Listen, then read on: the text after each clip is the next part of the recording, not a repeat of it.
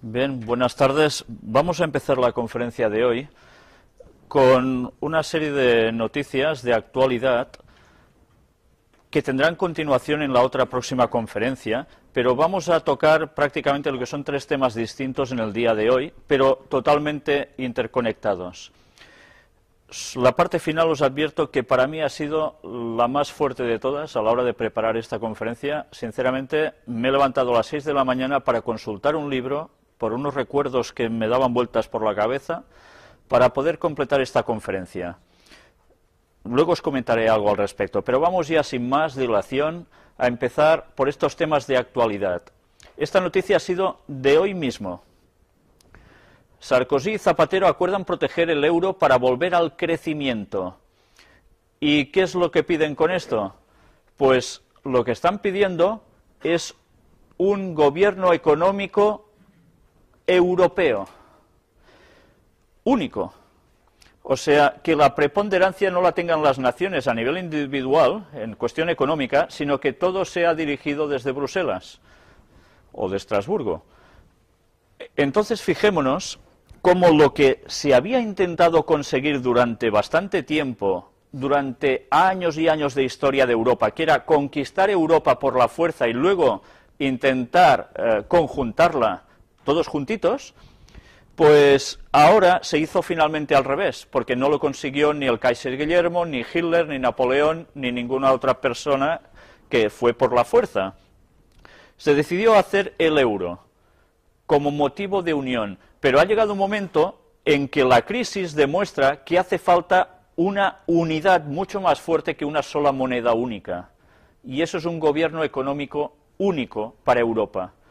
¿Sabéis? Esto es lo que la profecía venía a decir que debe suceder. ¿Para qué?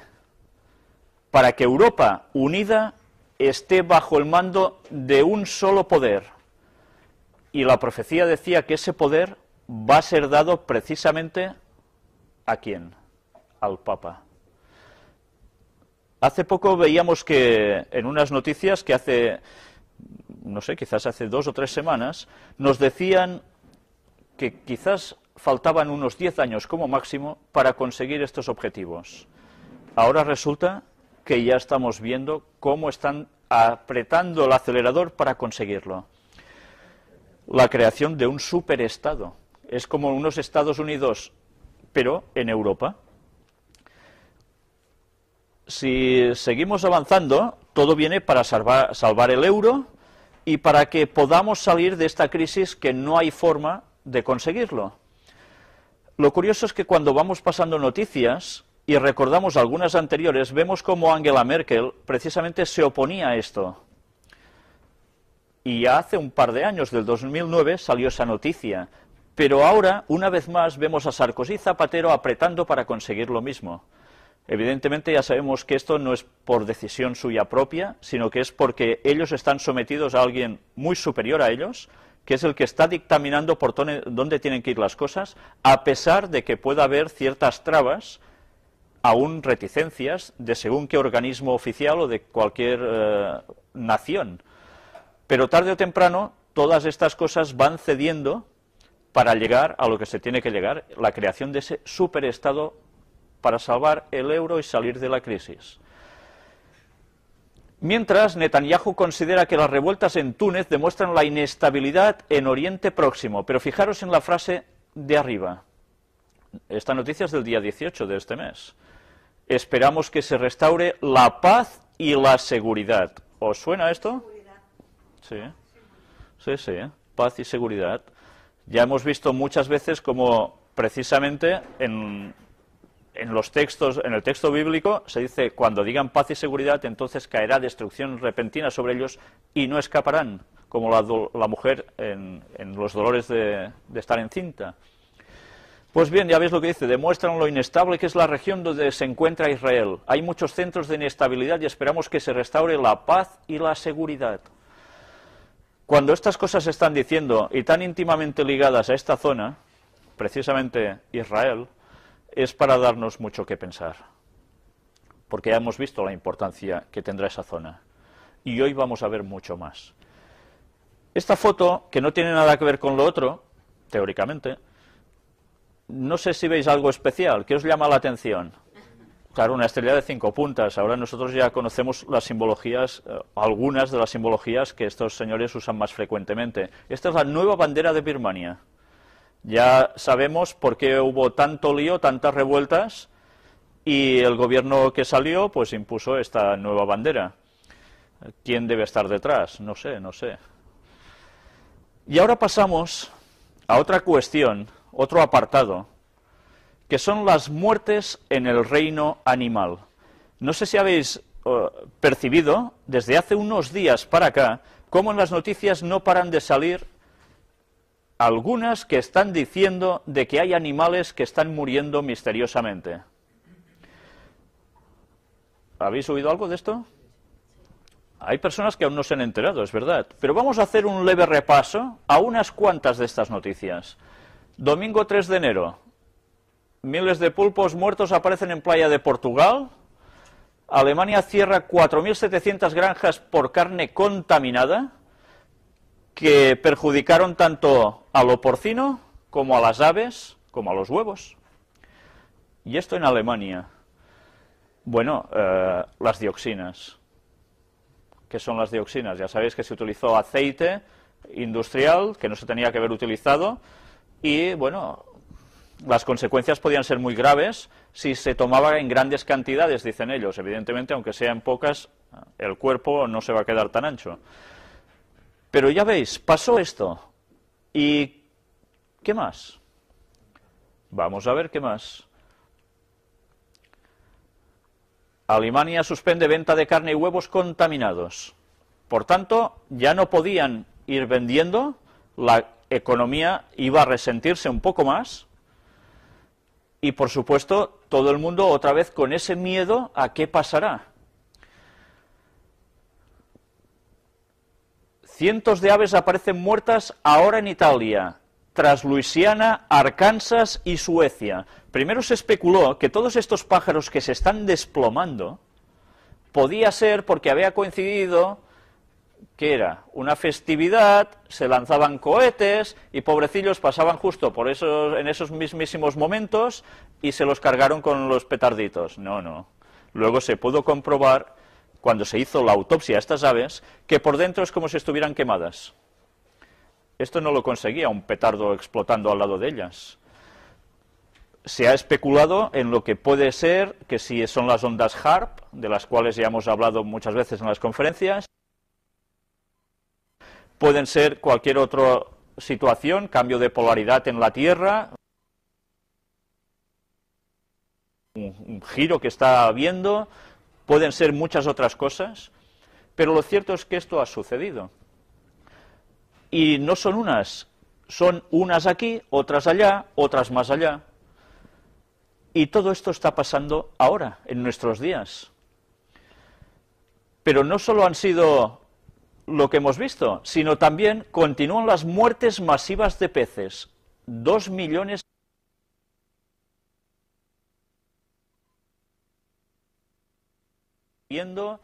pueden ser muchas otras cosas, pero lo cierto es que esto ha sucedido. Y no son unas aquí, otras allá, otras más allá. Y todo esto está pasando ahora, en nuestros días. Pero no solo han sido lo que hemos visto, sino también continúan las muertes masivas de peces. 2 millones en Maryland y 40.000 cangrejos en el norte de Kent, en Inglaterra.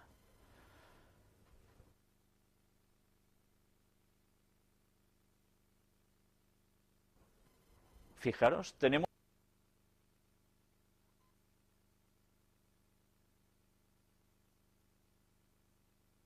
por un lado aves, por otro lado tenemos peces, pero no todo va a terminar aquí. Inusual varamiento de langostinos sorprendió a la comuna de Kempsey. También langostinos.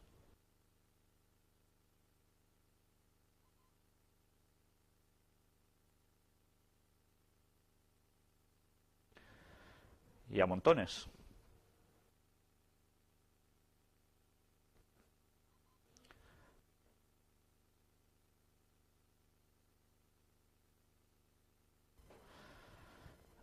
aún no se ha podido determinar.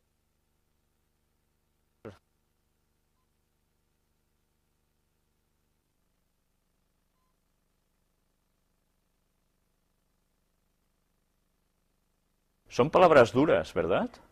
Palabras muy fuertes, pero que cuando Dios aplica la justicia, verdaderamente su justicia es suprema.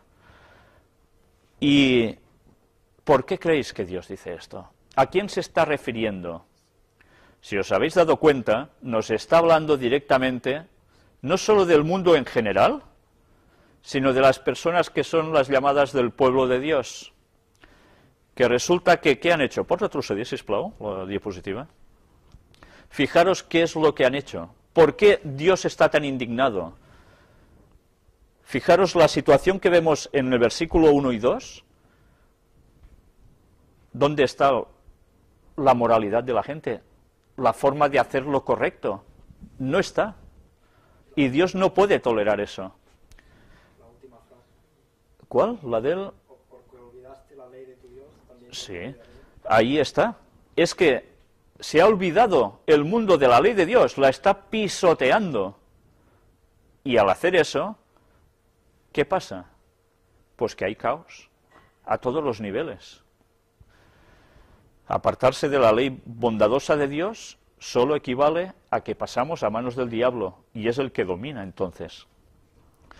Pero fijaros cómo luego se centra en el propio pueblo de Dios, y dice algo tan interesante como que mi pueblo fue destruido porque le faltó conocimiento. Hay personas que dicen, esto se refiere al conocimiento del Evangelio. ¿Es solo esto? Si nosotros vemos todo el contexto y aplicándolo a la situación en que lo enmarca, nos damos cuenta que es porque el pueblo de Dios no solo no conoce, sino algo por lo cual sí Dios le va a pedir cuentas, no por su ignorancia, sino por cuanto desechaste el conocimiento. No se quiso ese conocimiento. Cuando alguien lo presenta, se rechaza. Este es el pecado. Esta es la gravedad ante Dios. No querer conocer la verdad para actuar en conformidad a ello, se desecha la ley de Dios y todo lo que eso implica, todo lo contenido en la Escritura, incluido el ¿qué? Profecía. Por tanto, Dios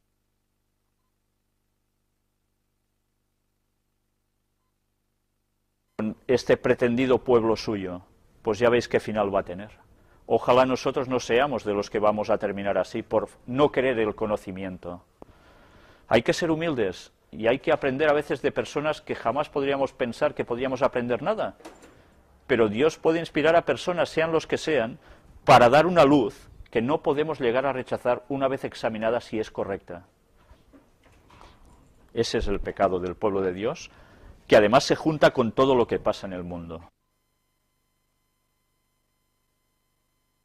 Capítulo 7, versículos 12 y 13. Cuando fueren, tenderé sobre ellos mi red, les haré caer como aves del cielo. Les castigaré conforme a lo que se ha anunciado en sus congregaciones. ¡Ay de ellos! Porque se apartaron de mí. Destrucción vendrá sobre ellos. Porque contra mí se rebelaron. Yo los redimí y ellos hablaron mentiras contra mí. Es realmente impresionante.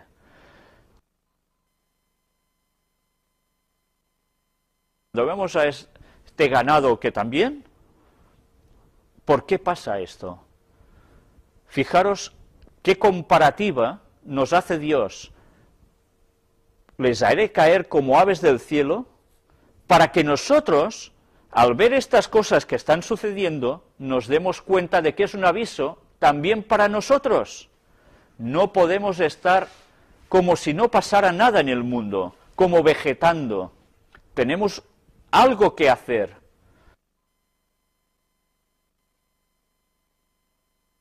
Dios nos va a dar a pedir cuentas. Y es lógico que haga justicia, porque mientras nosotros no hacemos lo que debemos hacer, la gente está pereciendo. ¿Cómo Dios va a ser tan bueno, entre comillas, que nos va a perdonar por eso? Es imposible, sería injusto. Tenemos una responsabilidad y debemos ir con ella. Y esto que está sucediendo, estas muertes, es para que nosotros tengamos presente que Dios se acerca, que nos viene a buscar fuera de su salvación. Y es lógico que lo haga así. Otro texto en Sofonías capítulo 1, versículos 2 y 3 nos dice: destruiré por completo todas las cosas de sobre la faz de la tierra, dice Jehová. Destruiré los hombres y las bestias, destruiré las aves del cielo y los peces del mar, y cortaré a los impíos, y raeré a los hombres de sobre la faz de la tierra, dice Jehová. ¿Esto ha sucedido?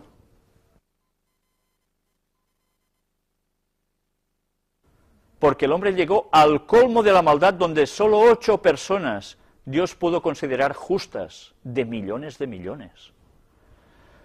Y la historia se va a repetir, porque el mundo se está sometiendo voluntariamente al control de Satanás. Y Dios no puede permitir esto, porque su pueblo quedaría totalmente afectado a tal punto que desaparecería totalmente. Y para Dios, su pueblo es lo más importante. Cosas en su sitio. Y lo que ahora está pasando de estas muertes no es nada más que un preludio, un aviso de lo que pasará en el futuro cuando Cristo vuelva. Todo va a quedar consumido. Algún día podemos hablar sobre los textos bíblicos que describen el momento de la segunda venida de Jesús. Pues bien, vamos a ver ahora un escrito de Ellen White en Eventos de los Últimos Días.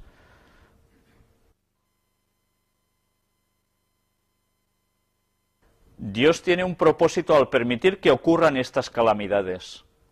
Son uno de sus medios para llamar a los hombres y mujeres a la reflexión. Mediante fenómenos insólitos a través de la naturaleza, Dios expresará a los incrédulos agentes humanos aquello que ha revelado claramente en su palabra. Es necesario que Dios tenga que utilizar esto, incluso que mueran animales, con lo que Él los llega a querer.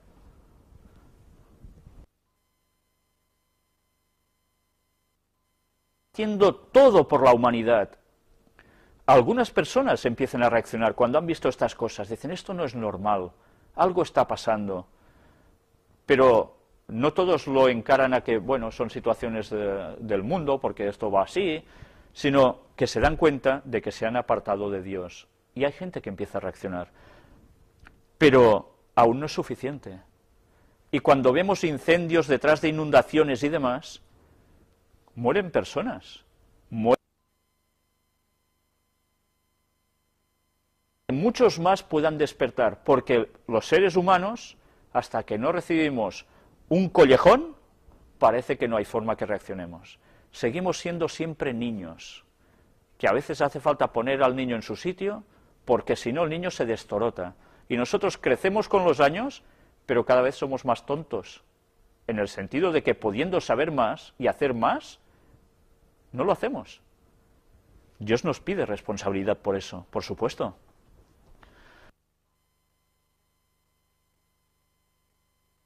Como lo incrédulos. Esto no puede ser. Podemos buscar muchas excusas, pero las evidencias están. Podemos llegar a especular que esto ha sucedido porque a saber qué, pero estaba escrito que sucedería y está sucediendo. Y este es el aviso de lo que vendrá aún, que va a ser mucho peor. Pasamos a otro apartado, energía y Medio Oriente. ¿Qué tiene que ver todo esto? Rápidamente, cuando asociamos estos dos términos, ¿a qué palabra nos llevaría? Y gas. Esto es lo que a mí me ha hecho madrugar en esta noche. Activistas de la flotilla humanitaria acusan a Israel de matanzas indiscriminadas. ¿Qué tiene que ver esto con lo que hemos visto en el título? ¿Tiene que ver algo? ¿Recordáis qué sucedió? Resulta que, ya lo vimos también en las conferencias, una flotilla de ayuda humanitaria hacia Gaza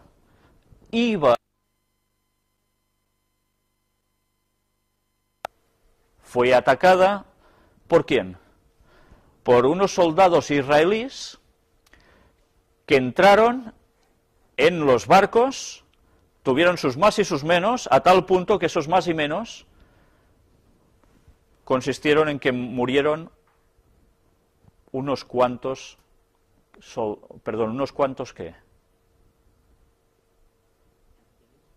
Activistas. ¿De dónde? De Turquía. Más gente, y en cambio murieron los de Turquía solo. ¿Por qué solo los de Turquía? A raíz de eso hubo una confrontación diplomática de Turquía e Israel. ¿Por qué pasó eso? ¿Por qué creéis? ¿Porque los turcos iban a ayudar humanitariamente a los palestinos? ¿Por guapos? ¿De verdad piensa alguien que aún en estos niveles de política la gente ayuda a los demás solo por amor? No podemos ser tan simples. Hay mucha más cosa detrás de eso. Os he puesto esta noticia para que veáis cómo eso que vimos una vez nos vendieron que era para una cosa, pero veremos que detrás ya había otra. Esta otra noticia también sucedió aproximadamente, fijaros, 4 de junio, obispo asesinado iba a reunirse con Papa en Chipre. El chofer de la víctima es el autor del crimen. ¿Recordáis este hecho? Un obispo católico fue asesinado a puñaladas el jueves en el sur de Turquía. En el sur de Turquía. Un día antes de que el jerarca partiera a Chipre para reunirse con el Papa, informaron autoridades y medios de comunicación. Este señor que veis en la foto iba a reunirse con el Papa. ¿Dónde? En Chipre. ¿Y él dónde estaba? En Turquía. Y fue asesinado por turcos. Luigi Padovese, el vicario apostólico del Papa en Anatolia, un italiano, fue atacado fuera de su casa en el puerto mediterráneo de Alejandreta. Vídeos de la agencia noticiosa Dogan mostraban al obispo muerto sobre el suelo frente al edificio. Mehmet Celalettin Lakesiz, gobernador de la provincia de Hatay, dijo que la policía atrapó inmediatamente al presunto asesino. Agregó que el hombre, identificado únicamente como Murat A., era el chofer de Padovese desde hacía 4 años y medio y que tenía problemas mentales. Tenía problemas mentales y hacía de chofer de este señor, que ahora se dedican a hacer caridad con las personas que mentalmente no están bien y los utilizan en trabajos así, de esta responsabilidad. Eso, bueno, si alguien se lo quiere creer, pues vale. La investigación inicial muestra que el incidente no tiene motivaciones políticas. ¿No tiene motivaciones políticas? Ya lo veremos. Dijo Lekesiz, sabemos que el sospechoso tiene problemas psicológicos y que recibía tratamiento. Padovese planeaba partir a Chipre el viernes para reunirse con el Papa, que estará de visita por la isla. ¿Habéis oído hablar de programación mental? De gente que va a ciertos sitios con ciertas personas que teóricamente son psicólogos, pero que se dedican a programar las mentes de las personas que tienen allí para hacer algo. Se utiliza a través de la hipnosis. Y así se han cometido asesinatos. Y agencias de servicios secretos lo han utilizado durante mucho tiempo, este sistema. Pues bien, curiosamente, este señor estaba en tratamiento psicológico. Otra noticia. Hemos hecho una comparación de noticias sobre lo mismo para que vayáis viendo algún detalle distinto. El obispo turco asesinado, bueno, turco, en verdad era italiano, temía que su asesino atentara contra el Papa. Uy. Canceló su viaje a Chipre para proteger al pontífice. Según varios testigos presenciales y fuentes oficiosas vaticanas, el prelado fue asesinado con un rito islamista. Ah, ¿lo asesinaron quién? Los musulmanes. ¿Están diciendo esto? El homicida gritó, «Alá es grande», tras decapitarle. Bueno, vamos a ver qué hay detrás de todo esto. La agencia de noticias religiosa Asia News, adscrita al Vaticano Pontificio Instituto de las Misiones Extranjeras, ha afirmado hoy que el obispo italiano Luigi Padovese, jefe de los prelados católicos turcos, fue decapitado el jueves por su chofer al grito de Allah Akbar, Alá es grande, y que el crimen fue ejecutado según los cánones del fundamentalismo islámico. El crimen del vicario de Anatolia y presidente de la Conferencia Episcopal Turca había sido atribuido en un principio una perturbación mental no aclarada del chofer de Padovese. Una perturbación mental no aclarada. Este señor estaba trabajando para el Sínodo de Medio Oriente.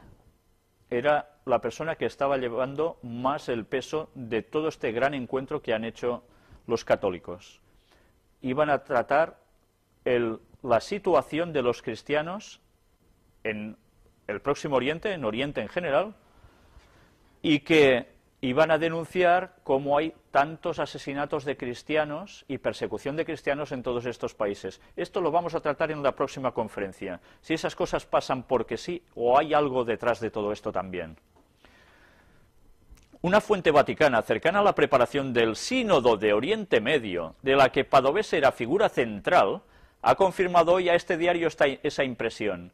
Según han relatado varios testigos, el ataque de Altún siguió las reglas del atentado fundamentalista contra el mal, ha afirmado la fuente. El chofer de Padovese le degolló y le decapitó y después subió al techo de la casa gritando: «He matado al gran Satán, Alá es grande». Según afirma Asia News, ese hecho pone en relación el asesinato con los grupos ultranacionalistas turcos que quieren eliminar a los cristianos de Turquía. Fijaros cómo las cosas ya empiezan a ir saliendo. La agencia añade que la presunta locura del chofer es a estas alturas indefendible. El vicario general de Anatolia y hasta ahora número 2 de Padovese, Domenico Bertogli, ha explicado este lunes que ha pedido a las autoridades turcas que hagan plena luz sobre un homicidio que no puede ser archivado como obra de un desequilibrado. Caray. La policía turca sigue achacando el homicidio de Padovese a los desórdenes psicológicos del chofer Murat Altun, de 26 años. Y la postura oficial de la Santa Sede del propio Papa habían seguido hasta ahora esa misma línea. El viernes pasado, en el avión que le llevó a Chipre, Benedicto XVI afirmó lo siguiente: «No hay que atribuir a Turquía o a los turcos este hecho. Es algo sobre lo que tenemos poca información. Lo que está claro es que no se trata de un asesinato político o religioso, es una cosa personal». ¿Sí? Seguimos esperando todas las explicaciones, pero ahora no queremos mezclar esta trágica situación con el diálogo con el Islam. Cuando el Papa habla y dice estas cosas, normalmente cuando dice A debéis entender B. Sí, porque lo han demostrado en toda su historia. Cuando dicen esto, quieren decir todo lo contrario. Pero vamos a seguir viendo si era asesinato político religioso, si no tiene nada que ver Turquía en esto. El obispo turco asesinado temía que su asesino atentara contra el Papa. Canceló su viaje a Chipre para proteger al pontífice, según varios testigos presenciales y fuentes oficiosas vaticanas, etcétera, etcétera. Bueno, esto lo hemos visto antes, vamos a saltar a esta. Obispo asesinado en Turquía temía ataque al Papa. Y fijaros ahora el detalle que por aquí va a aparecer. Luigi Padovese no viajó a Chipre con su chofer para acompañar a Benedicto XVI cuando le dijeron que el conductor se había radicalizado. Caray, ahora le dicen que se había radicalizado así por las buenas. A pesar de que el Vaticano descartó cualquier motivación política en el reciente asesinato del obispo italiano Luigi Padovese, máxima autoridad católica de Turquía, los últimos detalles de la investigación de ese crimen indican lo contrario. Padovese fue asesinado en Turquía el pasado jueves por su chofer, Murat Altun, quien llevaba 4 años a su servicio. Altun decapitó a su víctima y luego vociferó: «He matado al gran Satán, Alá es grande». La presunta locura del chofer es a estas alturas indefendible, aseguran desde la agencia de noticias católica Asia News, ligada al Pontificio Instituto de las Misiones Exteriores. Según fuentes del Vaticano, unas horas antes del crimen, el gobierno turco le advirtió al obispo católico de la radicalización del chofer, por lo que Padovese canceló a última hora su viaje a Chipre para acompañar al Papa por temor a un ataque a Benedicto XVI por parte de su conductor. Bueno, yo no sé si es pitorreo o es pitorreo, pero desde luego sí, es de chiste. Varios sacerdotes cristianos han sido atacados en Turquía en los últimos años. En el 2006, coincidiendo con la polémica por la publicación de varias caricaturas de Mahoma, el sacerdote italiano Andrea Santoro fue asesinado a tiros en su parroquia de Trabzon, al noreste del país. En aquella ocasión, Luigi Padovese declaró... Bueno, pues ya no declaró nada. La diapositiva se me ha borrado. Fantástico. Bueno, ya habéis visto una cierta situación que nada tiene que ver con política ni religión, y todo estaba bajo un encabezamiento sobre energía y Medio Oriente. ¿Qué tenía que ver lo que hemos visto con eso? Fijaros, miércoles 29 de diciembre de 2010, no hace ni un mes de esto, Israel inauguró un gigantesco yacimiento de gas natural. Y diréis, ¿y qué? ¿Eso es tan importante? Pues sí, vamos a ver la importancia de todo esto. Israel inauguró hoy un gigantesco yacimiento de gas natural a lo largo de su costa, lo que le permitirá un autoabastecimiento energético e ingresar en pocos años al club restringido de los países exportadores de gas. ¿Quién es el máximo exportador de gas mundial? Rusia, Gazprom, que ya una vez hablamos de Gazprom y sus simbolitos. Pues curiosamente, Gazprom abastece ¿a quién? A Europa. España está abastecido por Argelia, pero el resto de Europa, hacia arriba, está abastecido por Rusia, que ya sabéis que pasan el gas a través de... ¿dónde? Ucrania. Y cuando se enfadan unos con otros, cortan el grifo y Europa se hiela. ¿Verdad? El poder que tiene Rusia sobre Europa es tremendo, porque si ellos cortan el grifo, a ver quién es el guapo que pasa un invierno en Europa. Claro. Esto, evidentemente, trae unas repercusiones políticas de asociación de cosas entre Europa y Rusia, un acercamiento por muchos factores. Evidentemente, este es uno de ellos. Vamos a ver qué pasa con todo esto. Las dimensiones del yacimiento, denominado Leviatán, ¿os suena este nombre, Leviatán? Sí, un nombre utilizado en la Biblia por un animal que parece mitológico, que aparece también en el libro de Job, si no recuerdo mal, que es como un dragón muy acorazado, como si fuera también un cocodrilo, etcétera, etcétera. Bueno, ellos lo denominan así. Quizás el fuego que sacaba ese animal, teóricamente, puede ser que tenga algo que ver con el gas quemándose, ¿no? Vamos a ver. Y ubicado dentro del área en la que el Estado israelí tiene derechos exclusivos de aprovechamiento y de otro denominado Tamar, que quiere decir palmera, si no recuerdo mal, son tales que ya se habla del día en que el país pueda abastecer de gas ¿a dónde? A Europa. ¿Qué va a significar que Israel abastezca de gas a Europa? ¿No os imagináis nada ya? Sin embargo, los dos yacimientos de gas provocaron reclamos del Líbano, que acusó a Israel de adueñarse de gas situado en áreas sobre las que Beirut reclama derechos exclusivos. Ya sabéis que la situación entre el Líbano y Israel vuelve a ser sumamente tensa. ¿Es solo por cuestiones de política territorial? De, mira, es que estamos aquí, las fronteras van para aquí, van para allá. Hay mucho más que todo eso. Sin embargo, Israel lo rechazó enfáticamente y sostuvo que los recursos están indiscutiblemente en aguas israelíes y destacó que los defenderá con todos los medios posibles. ¿Quién tiene la energía que tiene? El poder. Porque el mundo se mueve con la energía. Para evitar controversias entre sí, Israel y Chipre, ¡ay madre!, firmaron en las últimas semanas un acuerdo que delimita los límites de las áreas de derechos económicos exclusivos de cada Estado. Resulta que Chipre hace un acuerdo con Israel y entre los dos se reparten el bacalao, el gas en este caso, más que el bacalao. Y ellos son los que van a hacer el negocio. Claro, esto no gusta al Líbano, pero vamos a ver también a quién no gusta. Maticemos, Chipre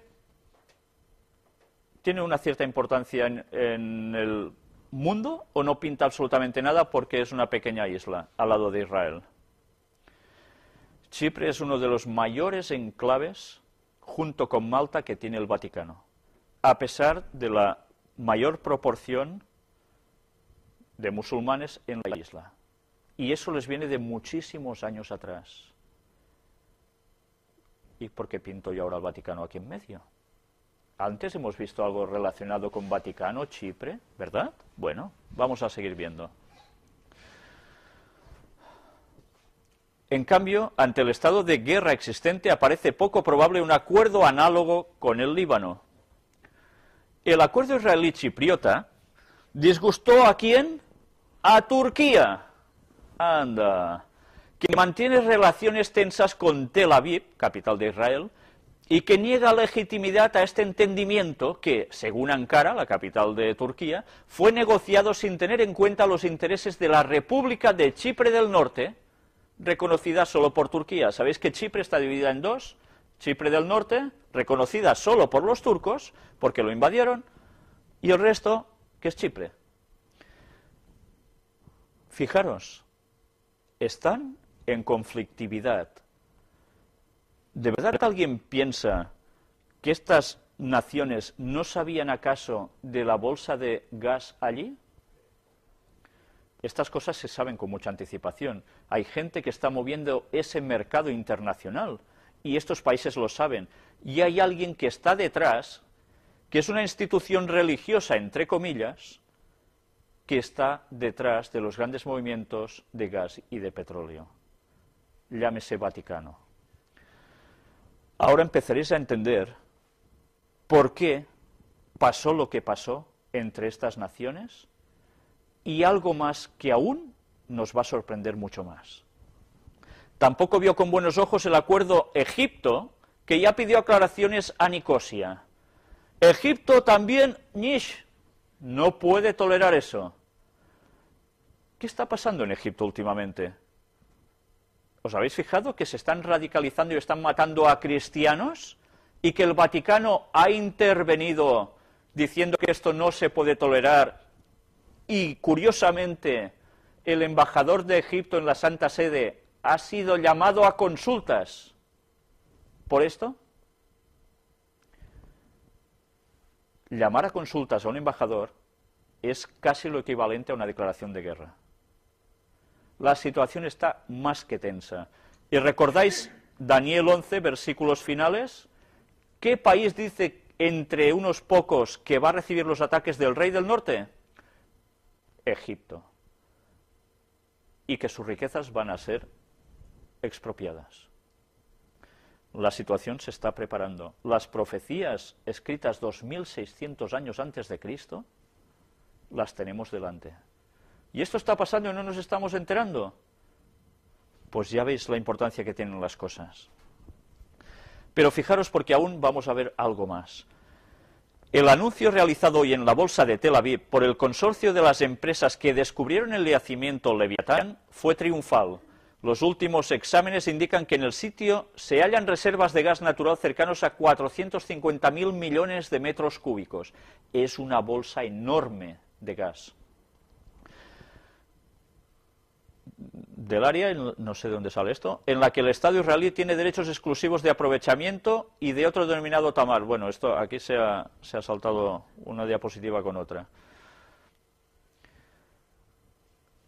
Antes de leer esta noticia, hemos de comentar algo. Esa noticia continuaba, que no ha salido aquí, diciendo de que algo va a cambiar en las relaciones internacionales a nivel político entre Europa e Israel, y evidentemente Rusia, porque si Rusia deja de abastecer Europa, Europa ya no podrá estar por todo con Rusia, accediendo a muchas cosas. Entonces, ¿quién va a ayudar a Israel? Europa ahora, mucho con los palestinos, mucha oposición a Israel a veces. Pues esto se va a cambiar, porque a nivel geopolítico todo va a cambiar. Las relaciones diplomáticas entre estos países va a ser totalmente distinta. Con lo cual, Europa, ¿a quién va a apoyar? Pues a quien le dé el gas. ¿Y quién va a ser? Israel. ¿Entendéis? Rusia va a quedar al margen. ¿Y qué va a hacer Rusia? ¿Se va a quedar de brazos cruzados? Fijaros en esta noticia. Ha abierto el primer oleoducto entre Rusia y China. ¿Por qué? Pues porque la energía sigue siendo la base de todo. El primer oleoducto que une el mayor productor mundial de petróleo, Rusia, y el mayor consumidor mundial de energía, China, ha comenzado a operar según fuentes oficiales rusas.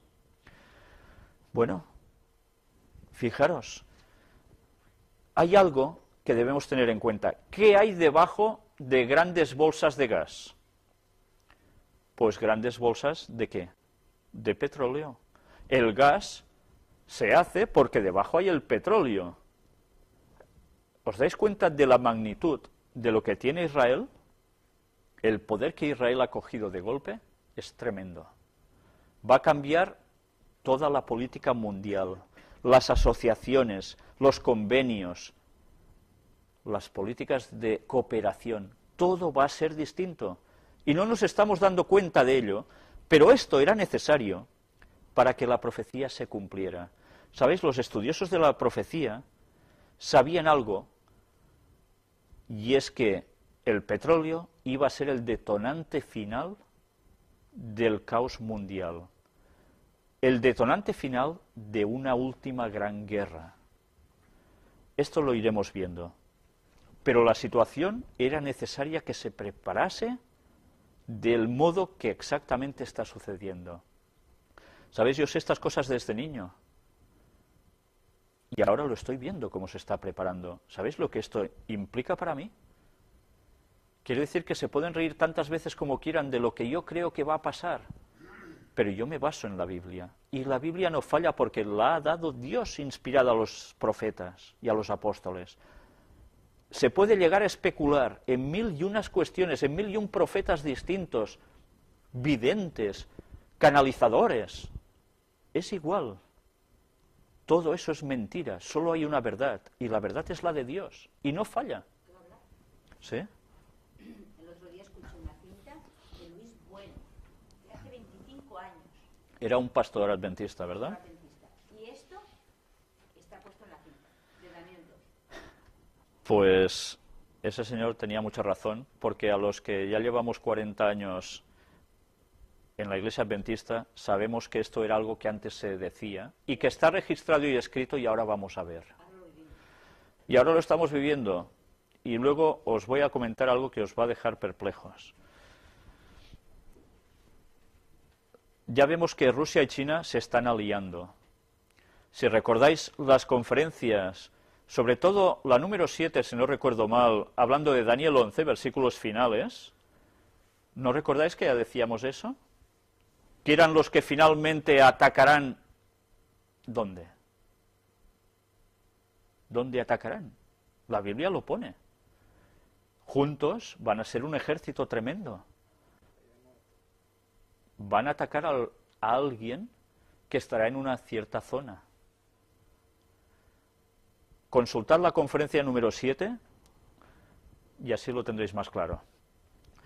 Israel encuentra gas por valor de más de 95.000 millones de dólares. Estamos hablando de unas cantidades brutales, que esto es lo que sale a la luz, seguramente puede haber mucho más. Pero fijaros, cuando hemos visto todas esas noticias sobre Chipre, hemos visto que el Papa iba a Chipre. Bueno, seguramente, claro, ya estaba pactado antes. La visita del Papa Benedicto XVI a Chipre respondía teóricamente a objetivos ecuménicos. Responder a objetivos ecuménicos quiere decir a unión entre cristianos y musulmanes tanto como se pueda. ¿Iba solo a esto? ¿Realmente el Papa iba solo a esto? Fijaros cómo la dimensión del Vaticano es económica, de todas estas líneas de negocios, los grandes mercaderes de la tierra que se enriquecen por ellos, como dice el mensaje de Apocalipsis 18, para ellos imponer además su parte religiosa satánica. Chipre y Malta entran en la zona euro. El Club de la Moneda Única Europea se amplía a 15 países. 1 de enero del 2008 sucedió esto. Interesaba que Chipre y Malta fueran cerca de ¿quién? ¿Del mundo islámico? No, de Europa. Por eso tenían que entrar en el euro. Un papa en Chipre por primera vez en la historia, del 4 al 6 de junio, viaje apostólico de Benedicto XVI. Será la primera vez que un romano pontífice visita Chipre y la primera que Benedicto XVI llega a un país de mayoría ortodoxa. Pues antes os he dicho musulmanes, perdón, me había equivocado, la mayoría son ortodoxos, pero los musulmanes están en la parte del norte. Del 4 al 6 de junio el Santo Padre confirmará en la fe a la reducidísima comunidad católica local, impulsará el diálogo ecuménico, hará público el instrumento de trabajo del Sínodo de los Obispos de Oriente Medio y, sobre todo, lanzará un llamamiento a la paz desde la isla mediterránea esencial como puente entre continentes, culturas y religiones. Están en un lugar clave. ¿Y cómo no van a estar en un lugar clave si además hay lo que hay debajo de esos suelos? Bueno, se llegó a calificar ese encuentro que iba a hacer el Papa en esta isla de la visita más difícil que el Papa ha hecho en todo este tiempo, de todas las que ha realizado. ¿Por qué?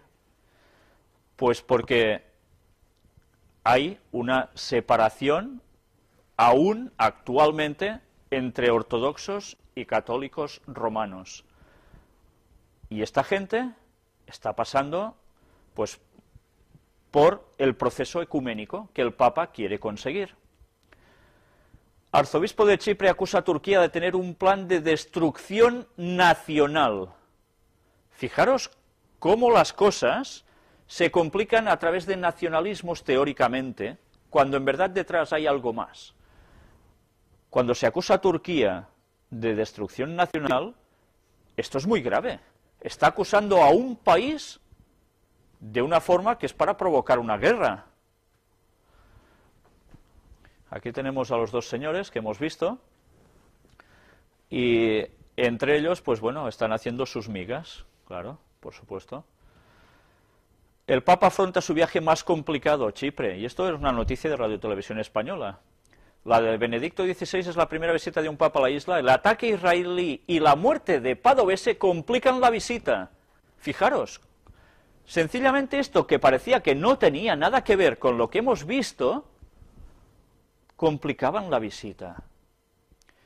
¿Creéis que los turcos no sabían lo del gas y lo del petróleo? ¿Creéis que los de Chipre no lo sabían? ¿Creéis que los del Vaticano no lo sabían y los de Israel no lo sabían? Por supuesto, eso ya estaba en trámites de negociaciones. Por eso pasó todo lo que pasó. Y el Papa no iba solo de turismo, precisamente. Iba por relaciones macroeconómicas, aparte de conseguir sus objetivos, evidentemente.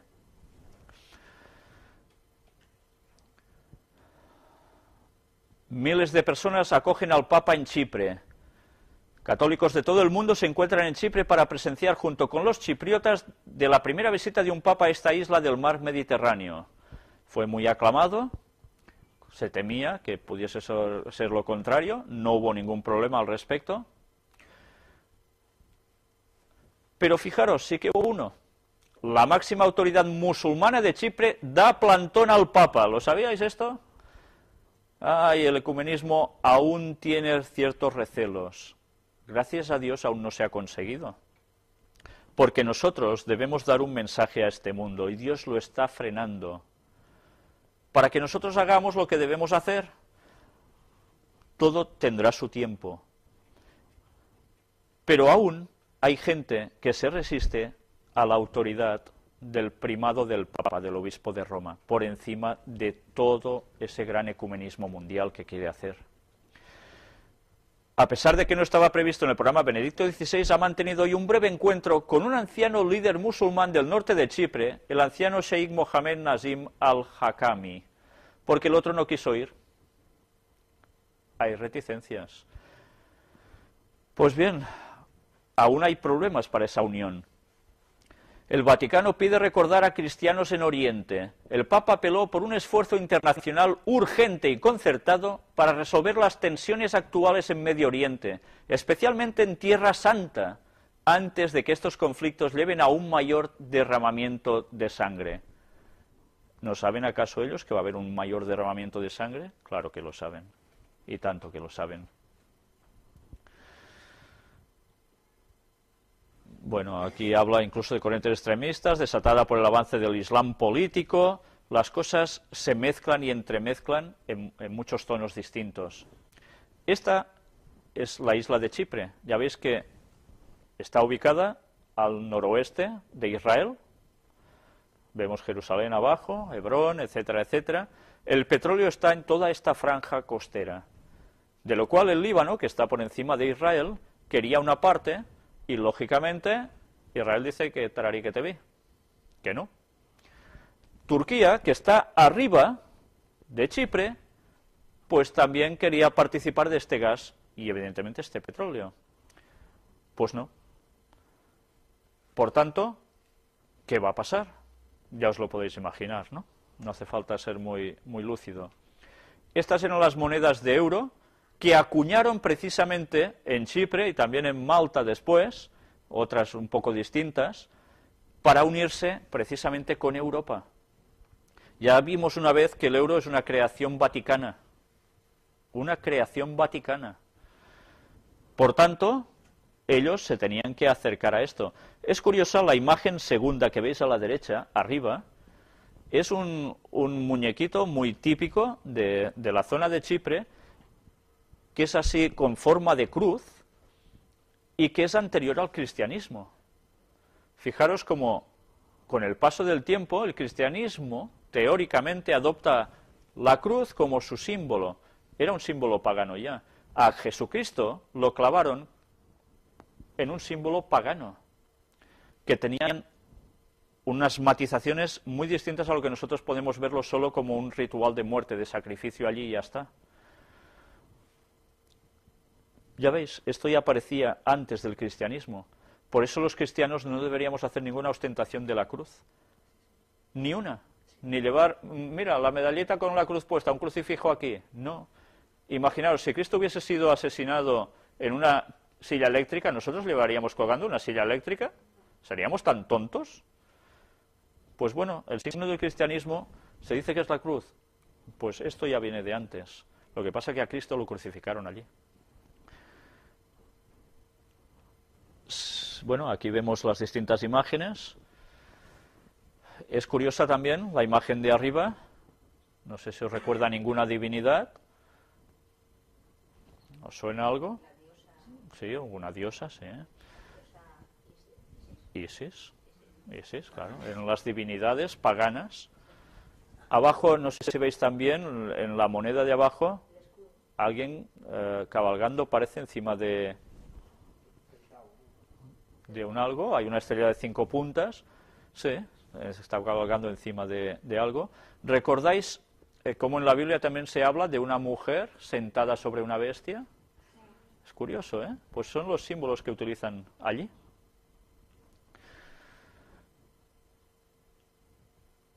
Y esto, la verdad es que me hizo mucha gracia, porque buscando la información, precisamente me aparece Puente de la Constitución 2010, viajes a Chipre, del 5 al 11 de diciembre de 2010. Precio base, 666 euros. Digo, bueno, ya no sé si es cachondeo o es una simple casualidad. Pero bueno, tiene su cosa, sí.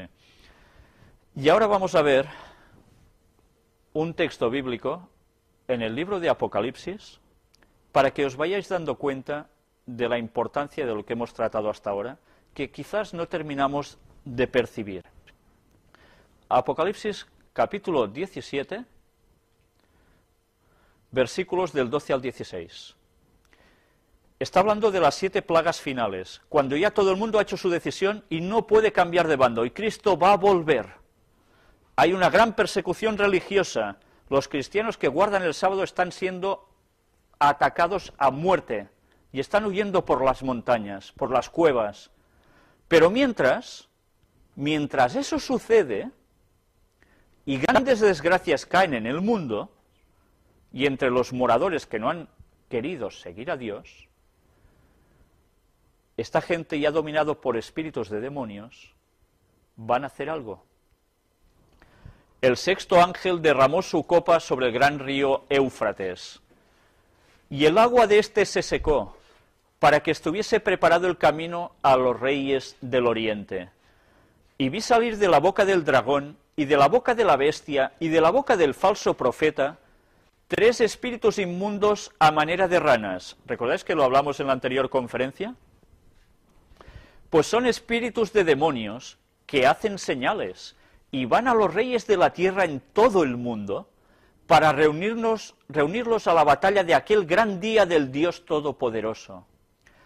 He aquí, yo vengo como ladrón. Bienaventurado el que vela y guarda sus ropas. Otros textos dicen, y guarda sus mandamientos, las palabras son las mismas, para que no ande desnudo y vean su vergüenza. Y los reunió en el lugar que en hebreo se llama Armagedón. ¿Os suena la palabra Armagedón? Vamos a ver un poco de la palabrita Armagedón. Este es el libro que me ha hecho madrugar y con mucho placer. ¿Sabéis? Cuando he encontrado lo que ahora vais a ver, estaba por despertar a mi hija y me he tenido que aguantar. La emoción me embargaba. Bueno, no he sido un padre cruel, la he dejado dormir un poco más. Las profecías de Daniel y el Apocalipsis. Son 2 tomos, este es el segundo, Apocalipsis. Este libro, al igual que el de Daniel, la Iglesia Cristiana Adventista lo editó hace muchísimos años en tiempos de Ellen White. Curiosamente, estos libros ya no los podéis adquirir. Estos libros o los conseguís con alguien que los tenga, o os hacéis copias, o los bajáis con alguien que tenga escritos por internet, pero adquirirlo lo vais a tener un poco difícil, al menos en español. Y sabéis que eso me entristece mucho. La postura oficial de la Iglesia es que ahora esto ha quedado ya desfasado, que este hombre decía cosas que no eran correctas, etcétera, etcétera. ¿Sabéis? Ellen White, precisamente, hay una cita suya donde habla que iba a las conferencias que este señor presentaba y que precisamente decía que eran muy interesantes y le daba una aprobación a lo que este señor decía. Este señor era cojo, ¿sabéis? Era cojo con las limitaciones que en esos años, 1800 y pico, podía llegar a implicar para cualquier persona. Este hombre indagó, y llegó a ser una persona muy importante dentro de la Iglesia Adventista. Posteriormente, también tuvo unas confrontaciones con Ellen White, porque se fue apartando, pero él había hecho algo ya muy importante, y eran estas obras. ¿Sabéis? A veces eso pasa. Hay personas que Dios las utiliza y Dios las inspira, pero a veces esas personas con el paso del tiempo cometen errores, se van apartando, y a veces pueden llegar a volver al camino de Dios. Esto pasó también en 1888 con 2 pastores jóvenes, Waggoner y Jones, que proclamaron el mensaje de la justificación por la fe, que somos salvos por la fe, de un modo muy bien declarado, y que Ellen White aprobó también como un mensaje que venía de parte de Dios, y que evidentemente cuando lo comparamos con los textos bíblicos, evidentemente es así. Pero ellos también se apartaron con el paso del tiempo. Esto nos debería hacer pensar a nosotros, que podemos decir muchas cosas, y Dios puede utilizarnos más o menos, pero vigilemos por nuestra propia salvación, porque nos podemos llegar a apartar. Este libro describe capítulo por capítulo y versículo por versículo tanto de Daniel como de Apocalipsis. Nuestra Iglesia ahora lo ha dejado ya más de lado, se basan más en otras cosas, pero estos son los escritos de nuestros pioneros, los que dice Ellen White que eran las bases auténticas. Y aunque puedan haber leves errores, hay cosas que vamos a ver si realmente no nos sorprenden cuando hace ya un tiempo esto parece desechado en nuestra denominación. El texto que analiza aquí es el que hemos leído antes nosotros, los versículos 12 al 16 del capítulo 17, y fijaros que comenta él. La sexta plaga, ¿qué es el gran río Éufrates sobre el cual se derrama esta copa? Algunos opinan que es el río Éufrates literal, que corre en Asia. Otros, que es un símbolo de la nación que ocupa el territorio por el cual fluye dicho río. Esta última opinión es preferible por muchas razones. Sería difícil comprender qué se habría de ganar con el secamiento del río literal, puesto que no ofrece obstáculos serios al progreso de un ejército en marcha. Fijaros que está hablando de ejércitos, ¿eh? Es de notarse que el secamiento se produce para preparar el camino de los reyes del Oriente. Hay gente que dice, los reyes del Oriente es Cristo, que viene del Oriente. Bueno, si eso es así, bueno, ya veremos si es así. Evidentemente no va por aquí el asunto. Pero fijaros lo que dice él, es decir, organizaciones militares regulares. Los reyes del Oriente lo encabeza a esto, lo atribuye a esto. Y no una muchedumbre mixta y sin equipo de hombres, mujeres y niños, como eran los hijos de Israel frente al Mar Rojo o al río Jordán. El Éufrates tiene solamente unos 2.200 kilómetros de longitud, o sea, la tercera parte de los que tiene el Mississippi. Sin dificultad alguna, Ciro, del que alguna vez hemos hablado nosotros aquí, desvió todo el río de su cauce cuando sitiaba Babilonia. Ya veis por dónde pasa este río, por Irak también. Durante las numerosas guerras que se han reñido a lo largo de sus riberas, muchos ejércitos poderosos han cruzado y vuelto a cruzar su cauce sin que jamás fuese necesario secarlo para dejarlos pasar. No sé si me he saltado algo con esta diapositiva.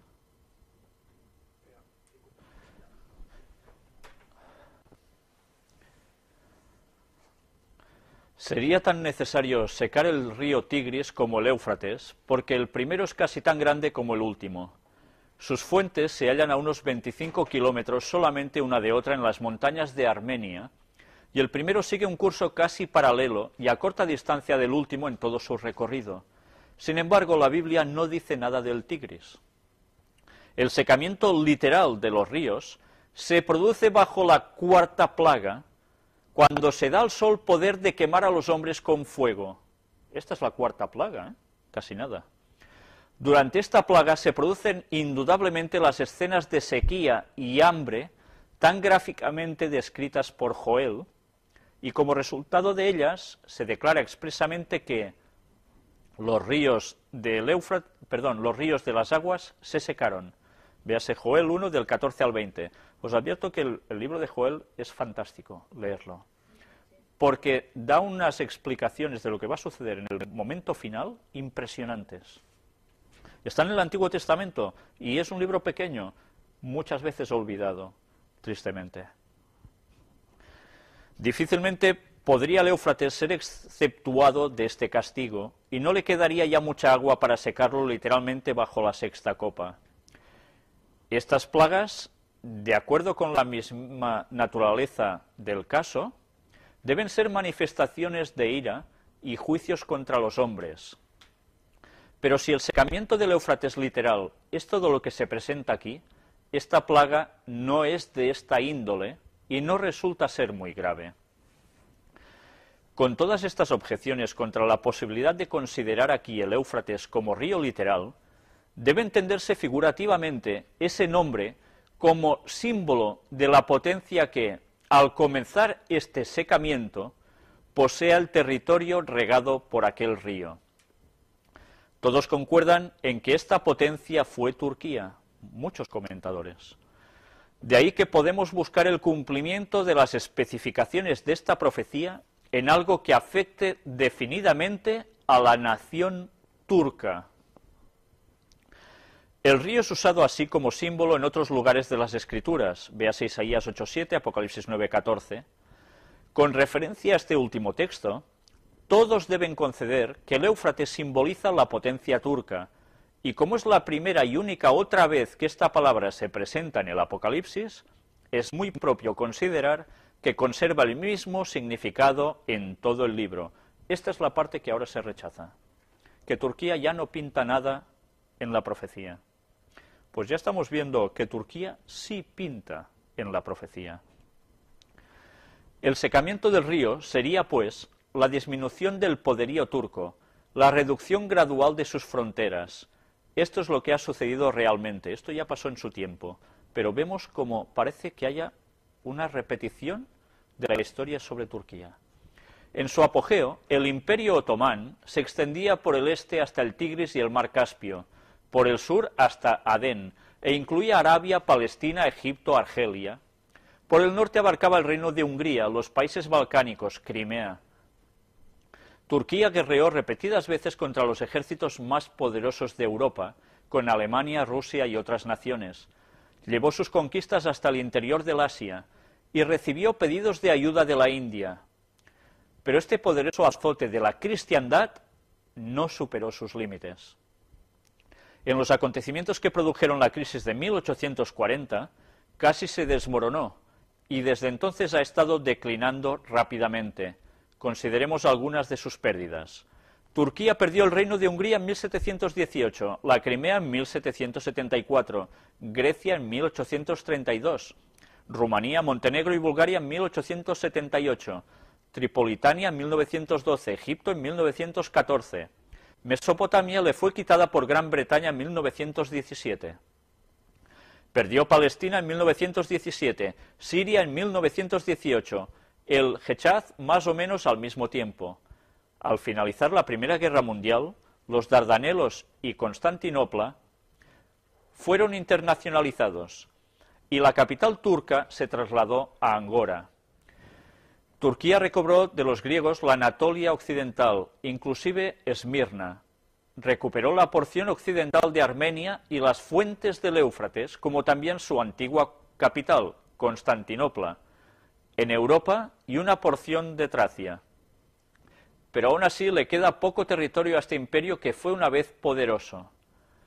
Su dominio se ha ido reduciendo provincia tras provincia, hasta que le queda apenas una sombra de sus antiguas posesiones. Por cierto que la nación simbolizada por el Éufrates se está secando. Pero se puede objetar que mientras contendemos por el carácter literal de las plagas, vemos un símbolo en una de ellas y así la hacemos simbólica. Contestamos que no. Es verdad que bajo la sexta plaga se introduce una potencia en su forma simbólica, así como sucede bajo la quinta, donde se menciona la silla de la bestia, que es un símbolo bien conocido, o como leemos también en la primera plaga, algo acerca de la marca de la bestia, su imagen y su adoración, que son también símbolos. Todo lo que recalcamos es que los castigos resultantes de cada copa tienen carácter literal. En el caso de la sexta plaga, esto es así como con todas las demás, aunque las organizaciones que sufren estos juicios pueden ser presentadas en su forma simbólica.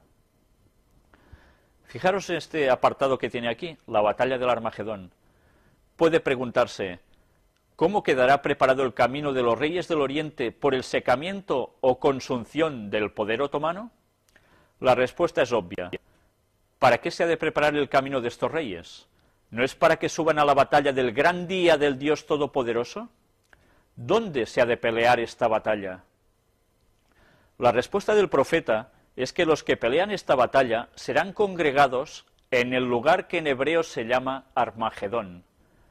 Este nombre proviene del antiguo Valle de Megido, donde en tiempos del Antiguo Testamento se riñeron tantas batallas decisivas, según la atestigua la historia. Acerca del nombre de Armagedón, dice Lyman Abbott en un diccionario de conocimientos religiosos. Este nombre se da a la gran llanura de la Palestina central, que se extiende desde el Mediterráneo hasta el Jordán, y separa las sierras del Carmelo y de Samaria de las de Galilea.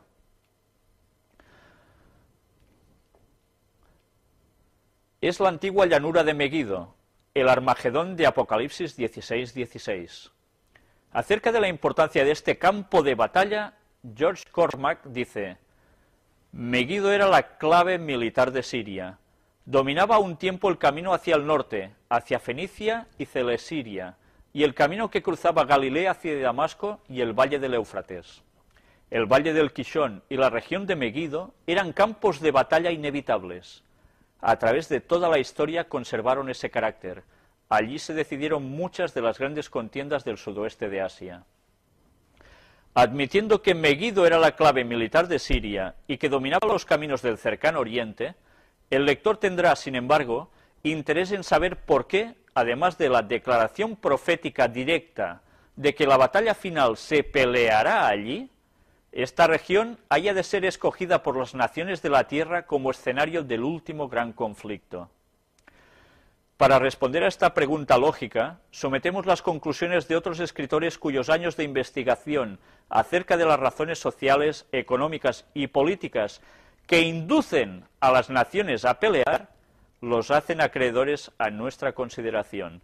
Fijaros que hasta ellos ya sabían en esos tiempos que las luchas, que las naciones pelean es por razones sociales, económicas y políticas, y que esta no iba a ser una cuestión distinta. Con la caída de la soberanía otomana, se volverá a suscitar la eterna cuestión de la posición del Asia Menor. Esa tierra es el corredor entre Europa y Asia, a lo largo del cual han pasado la mayoría de los conquistadores europeos que invadieron el Asia, con la sola excepción de los rusos, y la mayoría de los conquistadores asiáticos que invadieron a Europa. Notemos ahora la opinión que acerca de Constantinopla y sus alrededores ha sostenido durante mucho tiempo H. Huntington Powers. Constantinopla, con su estrecho tributario, es el sitio más estratégico del mundo. Cuando Napoleón y el zar Alejandro se sentaron en Tilsit para dividirse el mundo entre sí, Alejandro dijo a Napoleón, según se afirma: «Denos o quítenos lo que quiera, pero denos Constantinopla». Mi pueblo está preparado a hacer cualquier sacrificio por Constantinopla. Napoleón estuvo inclinado largo rato sobre el mapa, y luego, enderezándose con resolución repentina, contestó: «Constantinopla nunca». Significa el dominio del mundo. Tanto los mercaderes como los estrategos consideran a Constantinopla como la más valiosa de las posesiones territoriales. Leemos además acerca de cómo el interés del mundo se ha transferido de Constantinopla a la Turquía asiática. El problema de Constantinopla ha dejado perplejo y angustiado al mundo durante muchos siglos. Las naciones han reñido numerosas guerras y han sacrificado innumerables vidas para poseer o controlar esa gloriosa ciudad y los admirables estrechos que separan a Europa de Asia y que conectan el Mar Negro con el Mediterráneo, el Oriente con el Occidente, el mundo eslavo con el latino germánico. Hasta aquí se creyó generalmente que una tentativa de decidir la cuestión de Constantinopla llevaría inevitablemente a una guerra mundial entre los estados que pretendieran hacerlo, pues su acuerdo era imposible. De ahí que los diplomáticos miraran con temor la cuestión de Constantinopla y la consideraran insoluble. Sin embargo, aunque podemos regocijarnos de que el siempre amenazante problema de Constantinopla ha sido por fin eliminado, parece posible que otro problema mucho mayor y peligroso se suscite casi inmediatamente en su lugar. La cuestión de la Turquía asiática está pasando al primer plano. Eso en esos tiempos, la cosa fue cambiando, parecía, pero ahora en el fin de los tiempos la situación vuelve por los mismos derroteros. Debido a que el territorio durante tanto tiempo ocupado por los turcos domina las grandes rutas comerciales de 3 continentes, fue siempre codiciado por cuantos ambicionaran llegar a ejercer el dominio mundial. El descubrimiento de grandes yacimientos de petróleo en el cercano Oriente ha aumentado enormemente el deseo de las naciones por poseer el Asia Menor y la región regada por el Éufrates. Fijaros, en esos tiempos ya se hablaba de petróleo, ¿o no? Y eran nuestros pioneros. ¿Y en qué zona? En el cercano Oriente. En verdad, el descubrimiento de que las palabras de Job, capítulo 29, versículo 6, y la piedra me derramaba ríos de aceite, no era una hipérbole, sino una verdad literal. Ha inducido a toda nación de primera categoría a reconocer que esos yacimientos de petróleo, por su parte bien comparables a los del hemisferio occidental, constituirían una posesión inestimable en las manos de los que quieran dominar el mundo comercial y militar. 1800 y pico. Pero, ¿por qué se habrían de interesar los reyes del Oriente en esa cuestión que afecta en forma definida al cercano Oriente? No nos olvidemos de que la historia nos dice que 3 veces ya fue invadido el cercano Oriente por conquistadores orientales, y que esas invasiones dieron ricas recompensas a los invasores. En vista de que todo el Oriente está en trance de renacimiento, no es ilógico que sus gobiernos también codicien el oro líquido del valle del Éufrates. Fijaros, en esos tiempos decía que todo Oriente está en trance de renacimiento. Y ya veis China cómo está ahora, ¿eh? Ya ha conseguido ser esta semana la segunda potencia económica mundial. Tonto no era Urias Smith, ¿eh? Ni esos comentadores, ¿eh? En una entrevista concedida por el general británico Sir Ian Hamilton a Kingsbury Smith, corresponsal de la agencia noticiosa internacional News Service, mientras el general Hamilton hablaba de la amenaza que para la civilización occidental y europea representa la penetración asiática, predijo que el lugar donde Europa intente detener la penetración asiática llegará a ser el último campo de batalla de todo tiempo y señalará el fin de la civilización. Dijo además: he estudiado cuidadosamente el mapa y el lugar más propicio para que Europa haga frente y rechace al Asia se llama Megido, o en algunos mapas, Armagedón. Y estamos hablando de gente, estrategas militares. De lo que dicen estos escritores, parecería desprenderse que si ejércitos poderosos como los que podrían movilizar los reyes de la tierra y de todo el mundo, se hubiesen de reunir en alguna parte situada entre el antiguo Valle de Megido y las vastas expansiones del Valle del Éufrates y del Asia Menor, para pelear la batalla de aquel gran día del Dios Todopoderoso, se cumpliría ciertamente la profecía en lo que se refiere al territorio designado por el término Armagedón. Durante siglos, los territorios de Palestina y del Éufrates han estado bajo el dominio de gobernantes mahometanos, responsables ante la nación turca. Es, por lo tanto, lógico creer que Turquía llegará a su fin antes de que los reyes de la tierra hagan desembocar sus ejércitos en aquel territorio. El fin de Turquía prepara el terreno para la batalla del Armagedón. Bueno, él va definiendo el fin de Turquía. Quizás pueden variar algunos detalles, pero la confrontación viene por toda la situación de petróleo en esa zona y en la zona de Megido, la batalla final. Los 3 espíritus inmundos, de los que hablamos en la última conferencia. Un suceso digno de notarse, bajo esta plaga, es la salida de los 3 espíritus inmundos para congregar a las naciones para la gran batalla. El espiritismo, que ya se ha difundido por el mundo, resultaría muy adecuado para hacer esta obra. Pero alguien preguntará si es posible que una obra ya en pleno desarrollo puede ser designada por la expresión que consideramos, en vista de que con ella la profecía no introduce los espíritus hasta el derramamiento de la 6ª plaga, que es todavía cosa futura. Contestamos que en este, como en muchos otros movimientos, los instrumentos que el cielo designa como los que serán empleados en el cumplimiento de ciertos fines pasan por un proceso de preparación preliminar para el papel que han de desempeñar. Así que, antes que los espíritus puedan tener una autoridad tan absoluta sobre la especie humana como para congregarla para la batalla contra el Rey de Reyes y Señor de Señores, deben primero afianzar su influencia entre las naciones de la tierra y hacer que su enseñanza sea recibida como de autoridad divina y su palabra como ley. Esta obra se está realizando ahora, y una vez que el espiritismo haya adquirido plena influencia sobre las naciones en cuestión, ¿qué instrumento más adecuado podría emplearse para congregarlas en tan temeraria y desesperada empresa? Hablamos del fenómeno ovni, hablamos del fenómeno ET. Pues el espiritismo quizás puede llegar a utilizar eso. Quizás puede ser distinto, pero la verdad es que en la próxima conferencia vamos a analizar aún más cosas que han aparecido al respecto y que va dando la sensación de que pueden ir por allí los tiros. A muchos puede parecerles increíble que las naciones estén dispuestas a empeñarse en una guerra tan desigual como sería el subir en batalla contra el Señor de los ejércitos. Pero engañar es una de las ocupaciones de estos espíritus de demonios, porque van realizando milagros y con ellos engañan a los reyes de la tierra para que crean una mentira. Una declaración que hizo Sir Eduardo Grey mientras hablaba en la Cámara de los Comunes demuestra que algunos grandes estadistas reconocen que los espíritus de demonios influyen en las naciones para incitarlas a la guerra.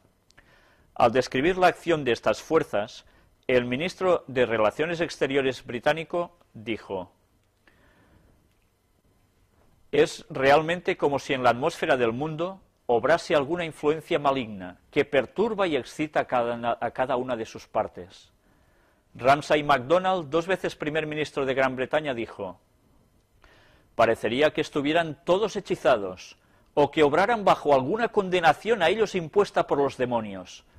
Los pueblos empezaron a sentir que había algo demoníaco en las operaciones que se realizan ahora para acrecentar los ejércitos, las marinas y las fuerzas aéreas. Eso en 1800 y pico. ¿No está pasando lo mismo ahora?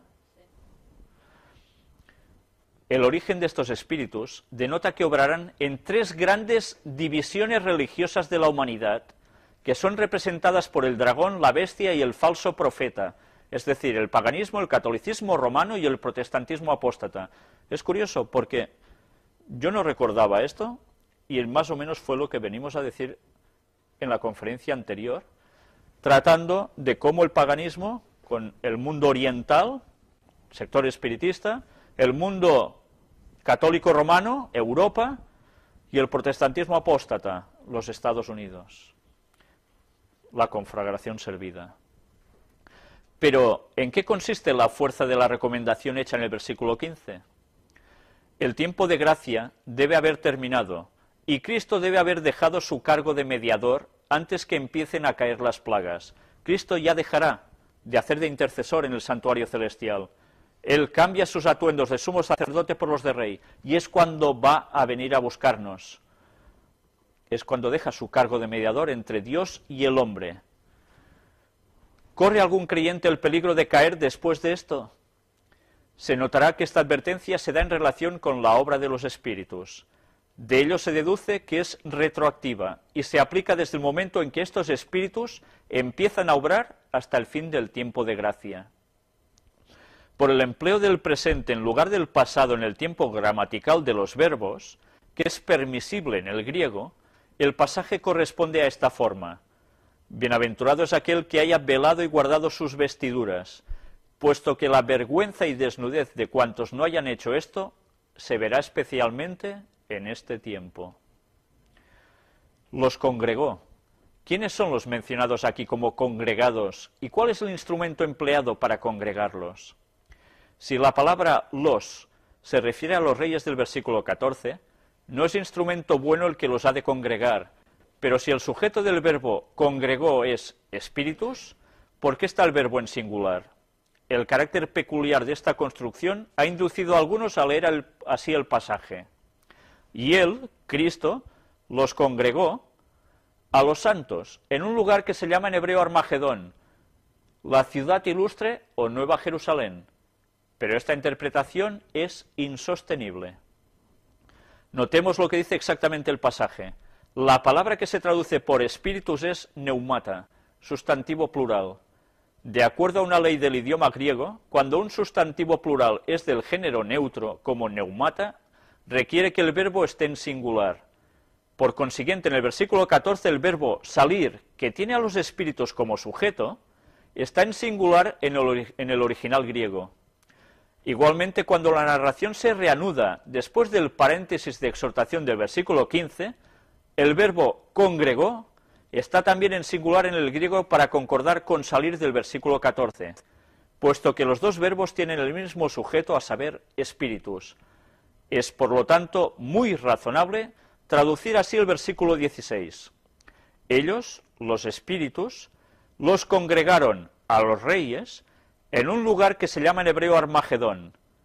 Esta interpretación es la que siguen otras versiones.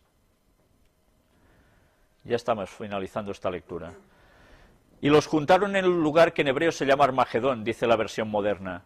Así también dicen la versión revisada americana y la traducción literal de Young. Es, por lo tanto, lógico concluir que las personas congregadas son los secuaces de Satanás y no los santos, que se trata de una obra de los malos espíritus y no de Cristo, y que el lugar donde se congregan no es la Nueva Jerusalén para las bodas del Cordero, sino el Armagedón o monte de Meguido para la batalla de aquel gran día del Dios Todopoderoso. Los secuaces de Satanás serían esos tres católicos, apóstatas, protestantes. Claro, con sus ejércitos para confrontación bélica. Los espíritus los mueven a eso. ¿Cuál es? Los tres espíritus a manera de ranas, demonios que los incitan a esta guerra final. ¿Podrían ser extraterrestres? Claro, es lo que dijimos en la conferencia anterior, que podrían ser las apariciones que vamos a ver satánicas, simulando ser que vienen de otros mundos, para buscar algo en concreto y liar una confrontación. Suena ciencia ficción, pero estamos viendo cómo parece ser que todo lo que está sucediendo está apuntando más hacia este terreno. Quizás podría ser distinto, no podemos llegarlo a afirmar, pero da la sensación de que va por allí el asunto. Bueno, vamos ya a dejarlo aquí, este apartado, pero quiero antes finalizar con el libro precisamente que hemos visto. ¿Pots tirar enrere, sisplau? Quedaros bien con este título, Eventos de los últimos días. Es una recopilación de escritos de Ellen White y que hace una recopilación de las cosas que van a suceder hasta el final. Extracción de muchos libros distintos suyos, escritos, cartas, etcétera, etcétera. Hemos tocado esta situación geopolítica, económica, energética, religiosa, todo mezclado a la vez. Hemos visto quiénes son los actores en este gran drama y cómo el mundo se está preparando para este gran conflicto mundial y la gente ni lo sabe. Todo lo que está sucediendo ahora con esto del gas, el petróleo, etcétera, son las claves de los detonantes finales de la contienda final de este mundo. Vamos a ver qué nos pone en este capítulo 17 de este libro. 4 ángeles poderosos retienen los poderes de esta tierra hasta que los siervos de Dios sean sellados en sus frentes. Las naciones del mundo están ávidas por combatir, pero son contenidas por los ángeles. ¿Sabéis? Hay gente que dicen que esta batalla del Armagedón es una batalla espiritual. ¿Solo espiritual? Ellen White deja muy claro que no, y el texto bíblico evidentemente da razones de peso para demostrar lo contrario. Solo creer en que estas cosas son espirituales van a hacer que no sepamos ni nos demos cuenta del momento en que estamos viviendo para ver cómo todo se acerca.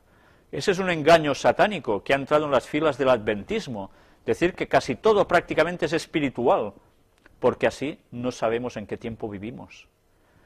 Hemos de estar muy al tanto, porque nos están colando goles como quieren. Nuestros pioneros hablaron muy claramente y asentaron unas grandes bases que ya estamos demostrando que son ciertas. Cuando se quite ese poder restrictivo, vendrá un tiempo de dificultades y angustia. Se inventarán mortíferos instrumentos bélicos. ¿Esto es espiritual? Es literal. Barcos serán sepultados en la gran profundidad con su cargamento viviente. Todos los que no tienen el espíritu de la verdad se unirán bajo el liderazgo de agentes satánicos, pero serán retenidos hasta que llegue el tiempo de la gran batalla del Armagedón. Por tanto, la batalla del Armagedón, ¿qué va a ser? Literal, no hay otra explicación. Esto no quiere decir que mientras esta guerra se efectúa, haya una batalla espiritual al mismo tiempo librándose por la salvación del pueblo de Dios, los que estén huyendo en esos momentos. ¿Entendéis? El Armagedón es doble, batalla física y batalla espiritual. Las dos cosas juntas, pero no podemos descartar una de las dos porque sí. Es curioso que esta mañana, en la predicación, que también va a aparecer subida en Internet, en YouTube, Vimeo, etcétera, hemos hablado también de los ángeles, de todas sus funciones, y aquí aparecen también esta otra, de lo que hacen los ángeles, sellar en sus frentes al pueblo de Dios para saber quién es el determinado a la salvación. Y dice también aquí, necesitamos estudiar el derramamiento de la séptima copa, Apocalipsis 16 del 17 al 21. Los poderes del mal no abandonarán el conflicto sin luchar, pero la providencia tiene una parte que desempeñar en la batalla del Armagedón. Cuando la tierra esté alumbrada con la gloria del ángel de Apocalipsis 18, o sea, es el cuarto ángel que se añade a los otros tres, los elementos religiosos, buenos y malos, despertarán del sueño y los ejércitos del Dios viviente irán a la batalla. ¿Ha empezado ya la proclamación de Apocalipsis 18? Sí, esta mañana también lo hemos hablado. El mensaje del cuarto ángel, la denuncia al Vaticano, sus maniobras secretas, el protestantismo apóstata, que se ha apartado de la verdad, lo que hace la masonería, las sociedades secretas, preparando el terreno de la venida de Satanás, es el mensaje que ya estamos dando. Esto ya no es futuro, es presente, y hace ya unos años que empezó. Por tanto, estamos ya en el camino de que esto suceda. Por eso estamos viendo lo que estamos viendo, estas señales de los animales que se están muriendo, estas desgracias brutales de inundaciones, de incendios, de terremotos, que pueden ser provocadas por el hombre. Muchos sí, pero que eran señales escritas y registradas, para que cuando sucedieran, alzásemos nuestras cabezas, porque nuestra redención estaba cerca. Y eso es lo que está pasando ahora, nuestra redención está cerca. Pero ahora vienen los episodios duros. Satanás ya no se va a detener, porque sabe que el mensaje de Apocalipsis 18 ya ha empezado, y no lo podrá detener por más que quiera. Utilizará personas no convertidas y personas que pertenecen teóricamente al pueblo de Dios, para que este mensaje no se diga. Desde pastores hasta laicos, que negarán este mensaje y no querrán que se proclame, pero no pueden pararlo, no están pudiendo, ni lo van a parar porque esta obra es de Dios, no es nuestra. Y este mensaje se está repartiendo cada vez más por el mundo. ¿Y Satanás qué va a hacer? ¿Se va a quedar cruzado de brazos? No, tiene que detener eso. Por eso todo se está disparando. Y quizás vosotros sois culpables de que eso se esté disparando, en el buen sentido de la palabra, porque estáis pregonando el mensaje de Apocalipsis 18. Dios quiera que aguantemos hasta el final predicando esto, para que nosotros venzamos en esta batalla espiritual que va a haber, aunque los otros se estén dando de tortas en un lugar en concreto en esta tierra. Bien, pues hasta aquí el tema de hoy. El tema de Armagedón da para analizarlo mucho más a fondo, porque hay muchos textos bíblicos que hablan de ello también, referencias al pasado en la Biblia, pero ha quedado más que claro que esto es una doble batalla y que la situación se está preparando con todo lo que está pasando. Por tanto, estemos atentos, porque Cristo está pronto a venir. Pues nada más, y si Dios quiere, hasta la próxima conferencia.